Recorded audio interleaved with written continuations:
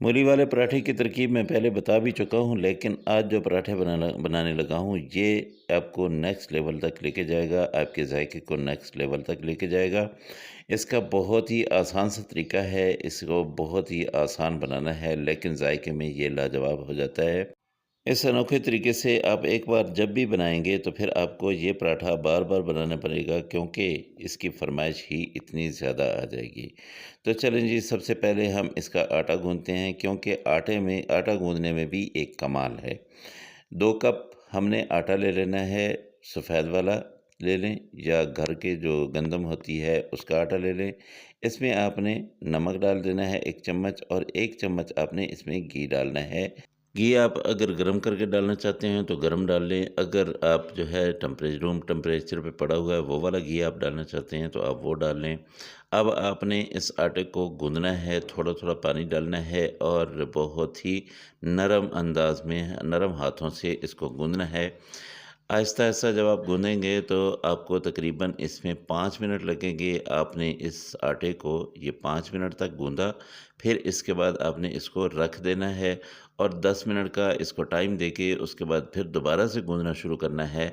और फिर जब आप इसको गूँदेंगे तो ये और भी ज़बरदस्त किस्म का बन जाएगा। घी जो हमने इसमें डाला है, उस घी की वजह से हमारा पराठा जो है बहुत ही क्रिस्पी बनेगा, बहुत ज़बरदस्त बनेगा। अच्छा, आपने मूलियों को क्या करना है, आम तौर पे देखा गया है कि मूली को कद्दूकस करके उसमें नमक, मिर्च, मसाले जो है वो डाल के उसको रख देते हैं और फिर उसको पराठे के अंदर डाल के उसको पका लेते हैं।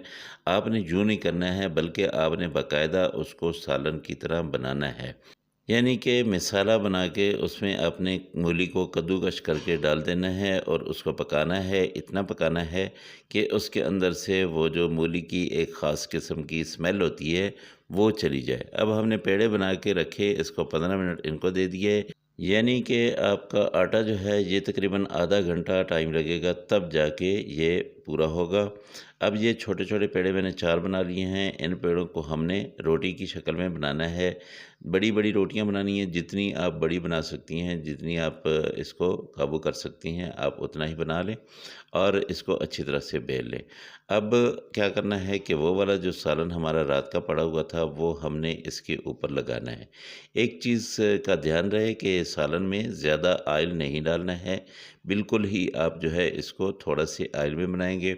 और ये जो मसाले हैं ना, ये जब इसके अंदर फ्राई हो जाते हैं, जब ये अच्छी तरह से पक जाते हैं, तो फिर इसकी जो अपनी स्मेल होती है मूली की, आम तौर पे अक्सर लोग मूली का पराठा इसलिए नहीं खाते कि उसकी एक ख़ास किस्म की स्मेल होती है, जिस वजह से वो लोग जो है वो कहते हैं कि जी नहीं, हमने नहीं खाना है। तो इंशाल्लाह जो लोग नहीं खाते वो भी एक बार खाएँगे, तो फिर आपको बार-बार यही बनाना पड़ेगा और ये बार-बार ही खाएँगे।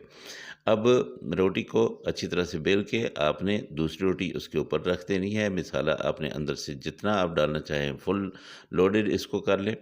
अब इसको आपने एक तरफ से तकरीबन 1 या डेढ़ मिनट जो है पकने देना है और फिर आपने इसको पलटना है।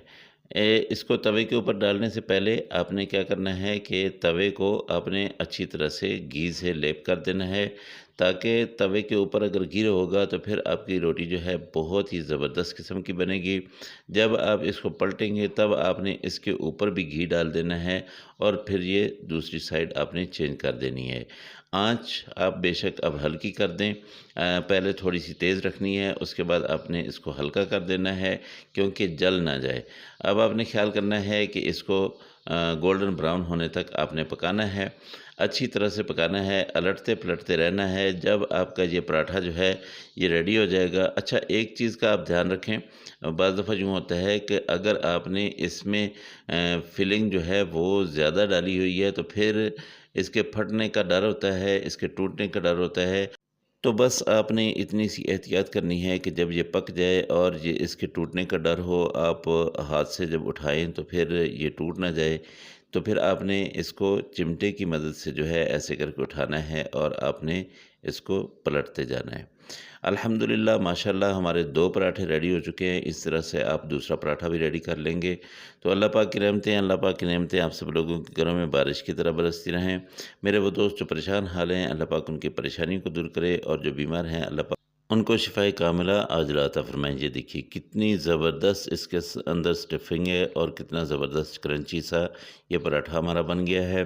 ग्रीन चटनी बनाने की मैंने पहले से तरकीब दे रखी है। आप ग्रीन चटनी के साथ गरम-गरम पेश करें, इंशाल्लाह बहुत मज़ा आएगा। अगली रेसिपी में फिर मुलाकात होगी। अल्लाह हाफ़िज़। अस्सलामु अलैकुम व रहमतुल्लाहि व बरकातहू।